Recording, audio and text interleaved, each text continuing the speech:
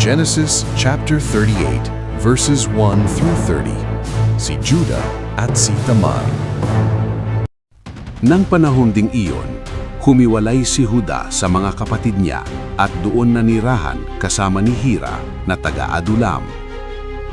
Doon nakilala ni Juda ang anak ni Sua na taga-Kanaan at napangasawa niya ito. Dumating ang panahon, nagbuntis ito at nanganak ng lalaki at pinangalanan ni Juda ang sanggol na Er. Muli siyang nagbuntis at nanganak ng lalaki at pinangalanan niyang Onan. Nagbuntis pa siya at nanganak ng lalaki at pinangalanan niyang Shelah. Isinilang si Shelah sa Kizib.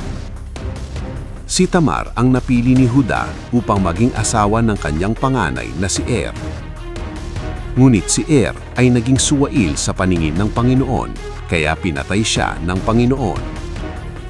Kaya sinabi ni Juda kay Onan, "Sipingan mo ang hipag mo dahil tungkulin mo iyan bilang kapatid ng asawa niyang namatay, para sa pamamagitan mo ay magkaroon din ng mga anak ang iyong kapatid." Ngunit alam ni Onan na hindi ituturing na kanya ang magiging anak nila.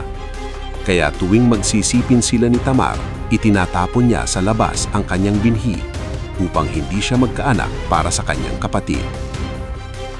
Masama ang ginawa ni Onan sa paningin ng Panginoon, kaya pinatay din siya ng Panginoon. Sinabi agad ni Juda kay Tamar na kanyang manugang, "Umuwi ka muna sa iyong ama at huwag kang mag-asawa hanggang magbinata na si Shelah." Sinabi iyon ni Juda dahil natatakot siya na baka mamatay din si Shelah katulad ng mga kapatid niya. Kaya umuli muna si Tamar sa kanyang ama. Dumating ang panahon, namatay ang asawa ni Juda. Pagkatapos ng kanyang pagdadalamhati, pumunta siya sa mga manggugupit ng balahibo ng kanyang mga tupa roon sa Timna. Kasama niyang pumunta roon ang kaibigan niyang si Hira na taga-Adulam. May nagsabi kay Tamar na ang biyenan niya ay pupunta sa Timna upang pagupitan doon ang mga tupa nito. Nang marinig iyon ni Tamar, pinalitan niya ang kanyang damit na pambalo at tinakpan ng belo ang kanyang mukha. Naupo siya sa may pintuan ng bayang ng Enaim, sa tabi ng daan na papunta sa Timna, sapagkat kahit binata na si Shelah, ay hindi pa rin ibinibigay sa kanya upang maging asawa niya ito. Nang makita ni Juda si Tamar, inakala niyang isang babaeng bayaran siya sapagkat nagtakip siya ng mukha. Dahil hindi niya namukhaan ang kanyang manugang, lumapit siya sa kanya sa tabi ng daan at sinabi, "Halika, magsipin tayo."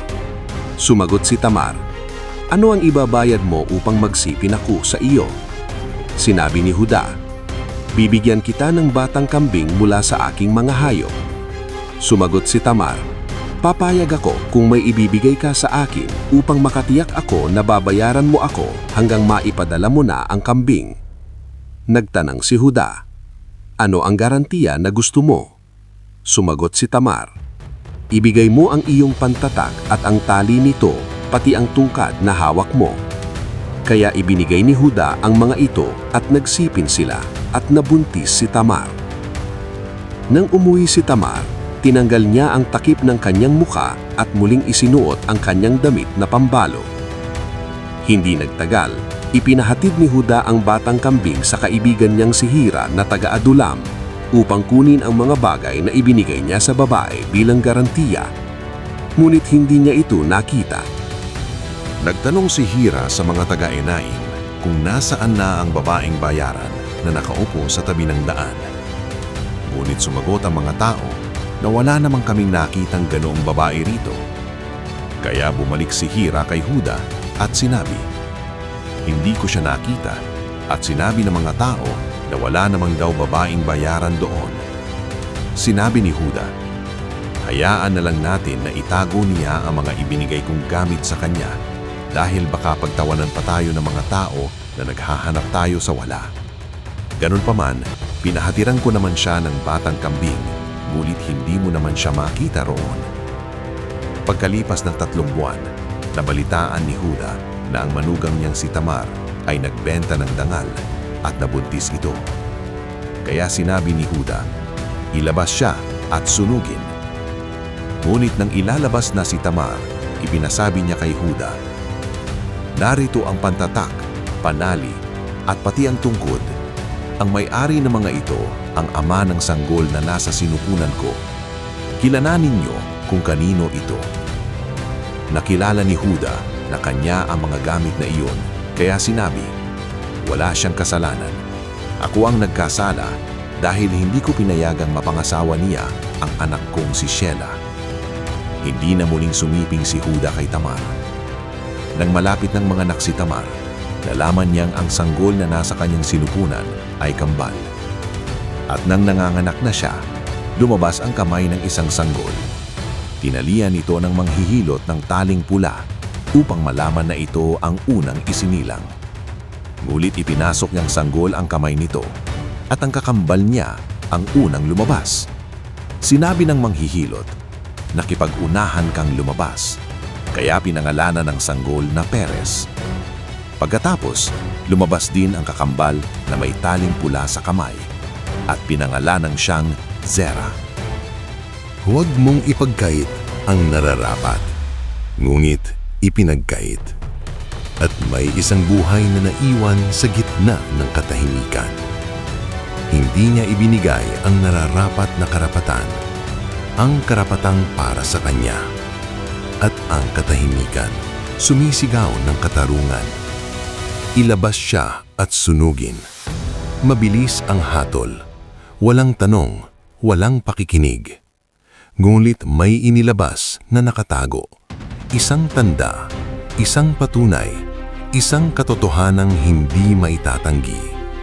At sa isang sandali, nagbago ang lahat. Ang inaakusahan, hindi ang may sala. At sinabi niya, "Mas matuwid siya kaysa sa akin." Isang pag-aamin na hindi na mababawi. At mula sa kahiyan, sumigaw ang katarungan. At ang katotohanan, ang plano ng Diyos ay hindi matatakasan. Ngunit habang ang isang kasalanan ay inilalantad, may isa namang buhay ang sinusubok. Dinala sa lupaing hindi kanya. Pinagtiwalaan, binigyan ng katungkulan. Ngunit sa kabila ng kanyang katapatan, siya ay pinaratangan ng isang krimen na hindi niya ginawa. Ikinulong sa madilim na bilungguan, nagdurusa kahit walang kasalanan. Ngulit kahit sa aneno ng kadiliman, ang Panginoon ay sumasa kanya. Kung nagustuhan mo ang kwentong ito at nais mong marinig ang kasunod, huwag kang bibitaw. Hindi pa dito nagtatapos ang kwento, ipagpapatuloy. Mula sa Arclight Studios, kung saan nabubuhay ang kasulatan. Manatiling tapat, manatiling mausisa, manatili sa kanyang katotohanan.